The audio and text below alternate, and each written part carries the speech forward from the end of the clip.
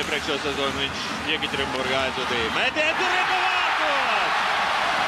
Metiens no zilās līnijas un ir pa vārtos. Nu, nepārāk veiksmīgi nospēlēja Jusor Riksmans.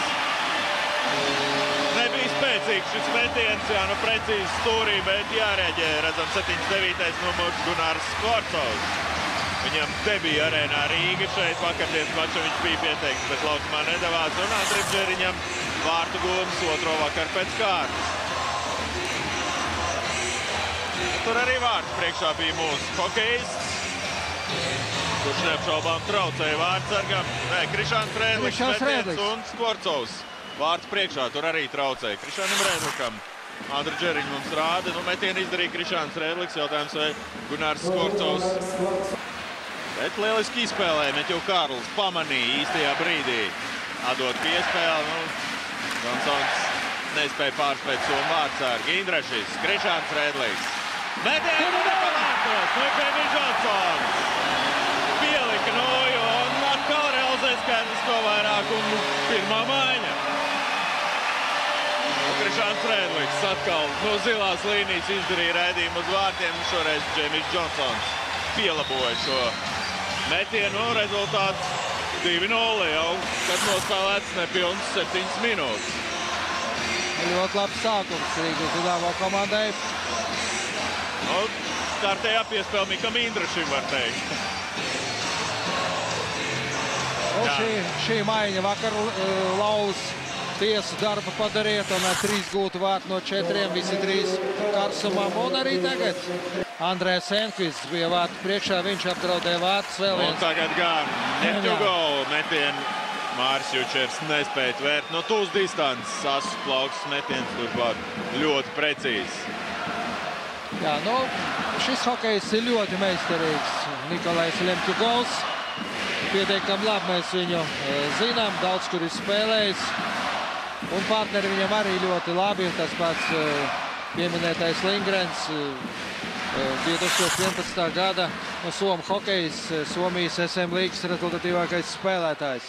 Šeit ļoti pasīvi mēs savu aizsardzības zonā nospēlējām. Izcili trāpīja arī, atzīsim, izcili precīzi trāpīja.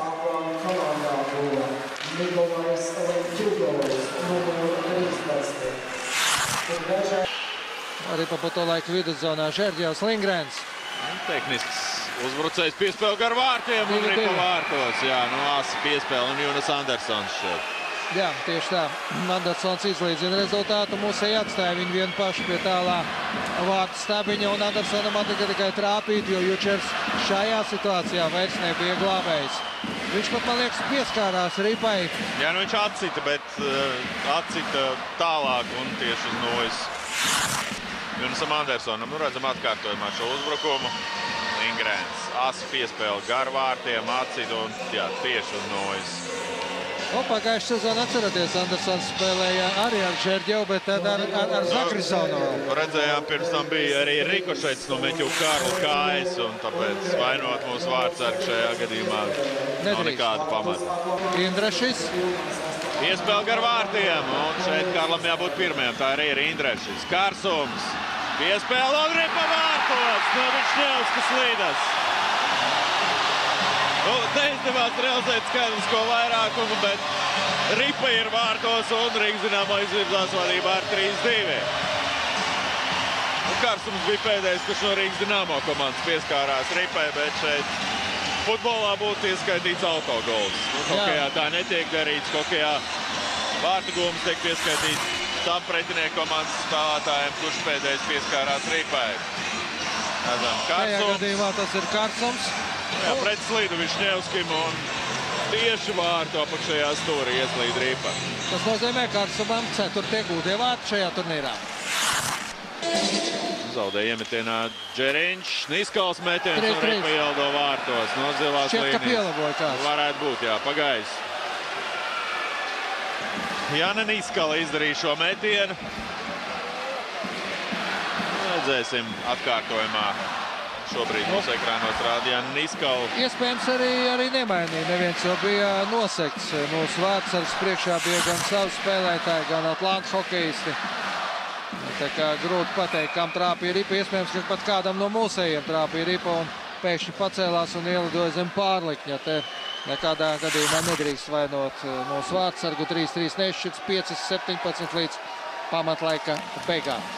Džonsons laukumā un arī Kārsums. Indrešs dodas uz priekšu. Miks Indrešs, Džonsons, Kārsums. Metiens, kur ripa Vārtos! Mārtiņš Kārsums! 5. vārti turnīrā, 4-3. Jā, nu, Mārtiņš Kārsums turpina uguņot. Lūk, mērķiecīga darbība, neizslēdzās pēc zaudētas ripas, turpināja spēlēt līdz galam un tas nes savus augļus. Ripa ir vārtos, 4. reizi Rīgas Dinamo komanda izvirzās vadībā. Nu redzam, Miks Indrešs, Džonsons, metiens, un tur Aleksijam Petrovam atņem ripu Mārtiņš Kārsums un ieraida vārtos.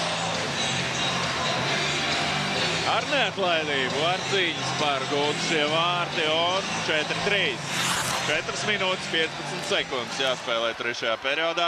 Ja būtu pie mūsu vārtiem, tad vēl būtu cita situācija, bet nu... Un Sandrs Džeriņš vēl ir laukumā, vēl viens centra uzbrucējs gadījumā, ja vajadzīgs. Un vēl sekunde un viss. Un metiens pa vārtiem sekoja. Nepārāk spēcīgs un Rīgas Dinamo izcīna otro uzvaru Latvijas Dzelzceļa kausa izcīņā. Ar tādu pašu rezultātu 4-3. Tikpat aizraujošā spēlē ar ļoti mazu neprecizitāti, bet Kasparam Daugaviņam tomēr bija taisnība. Var teikt, ka jā, 2 vārtus iemetām, un viens gan arī zaudējām vēl, un nebija tukšos vārtos.